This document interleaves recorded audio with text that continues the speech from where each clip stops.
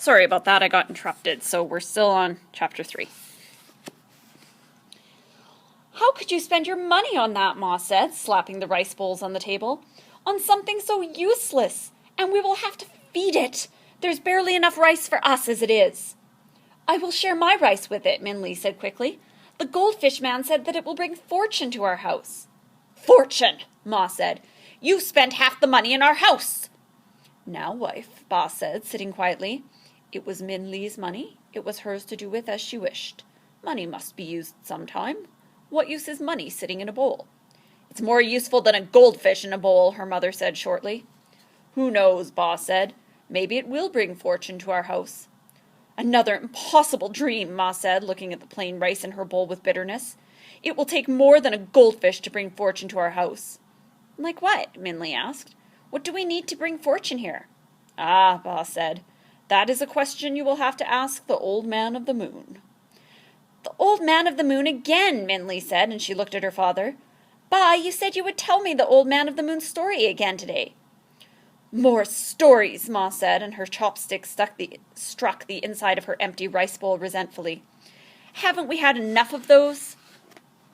Now, wife, Ba said again, stories don't cost anything.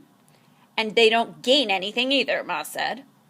There was a stony silence as Ba looked sadly into his rice bowl. Min Li tugged at his sleeve. Please, Ba, she said. Ma shook her head and sighed, but said nothing, so Ba began. The Story of the Old Man of the Moon.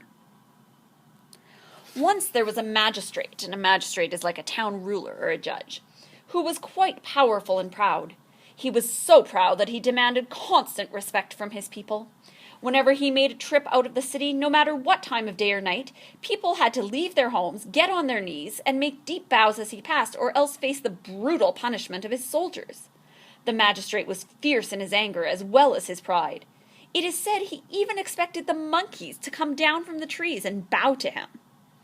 The magistrate was harsh with his subordinates, ruthless to his enemies, and pitiless to his people.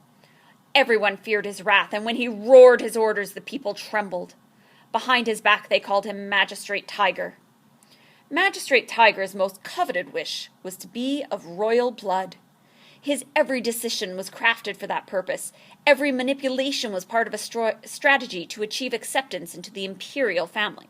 The imperial family is the Chinese version of the royal family, so he wanted to be part of the royal family.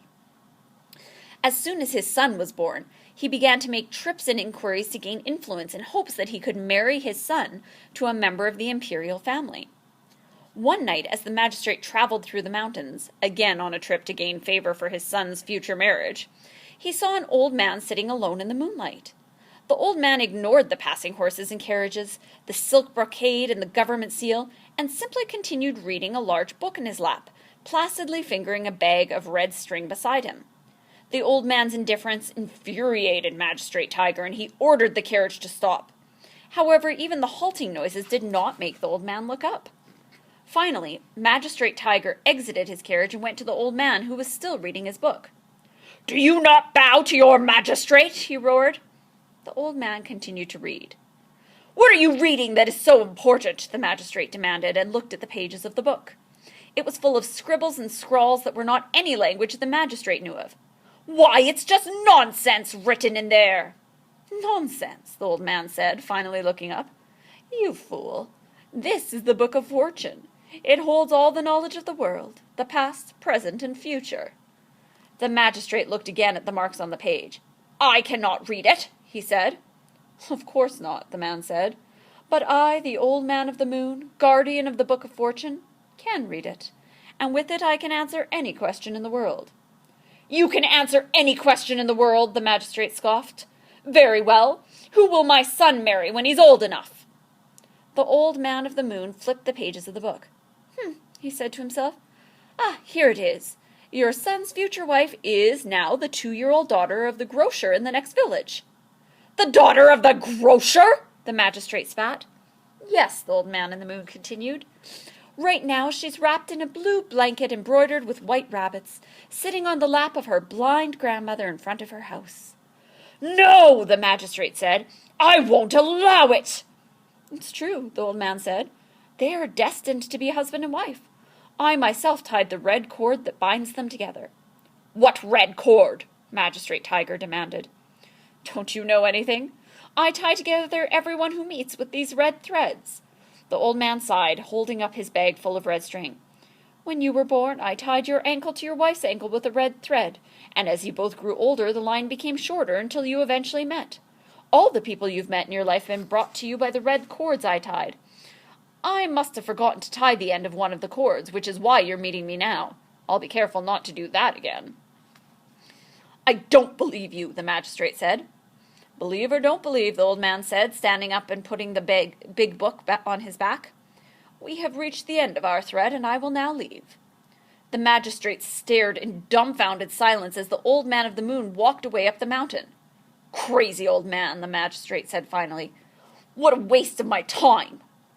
The magistrate returned to his carriage and continued on. But as they drove through the next village, he saw an old blind woman holding a baby girl in front of a house. The girl was wrapped in a blue blanket embroidered with white rabbits, just as the old man of the moon had said.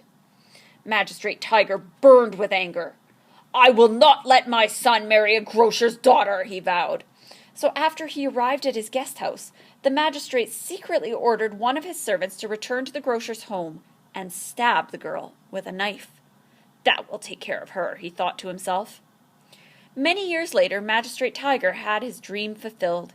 He was finally able to obtain a match for his son with one of the emperor's many granddaughters, and his son would be in charge of a remote city.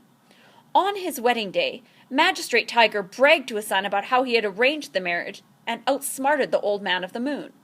The son, who was not like his father, said nothing, but after the wedding ceremony, he sent a servant to find the grocer's family to make things better.